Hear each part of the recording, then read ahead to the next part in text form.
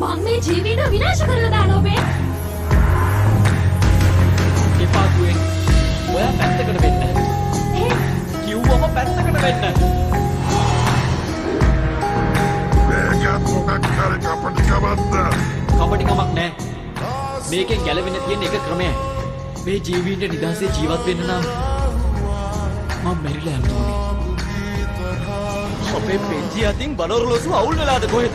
එයා Taman දන්නේවත් නැති අය වෙනුවෙන් Tamanගේ ජීවිතේ අවදානමට දාලා තියෙනවා. එයා වීරේ. ඉන්න. මාව දාන්න කලින් මට ගුවෙන්ගෙන් සමුගන්න දෙන්න. අපි පොඩියෝ කියලා දෙන්න.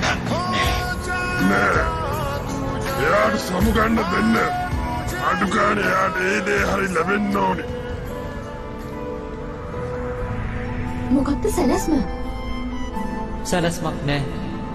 එයාලා වෙන් වෙලා මෙහෙමුණේ ඇයිද කියන්න මන් දන්නේ නෑ. ඒත් එයාලා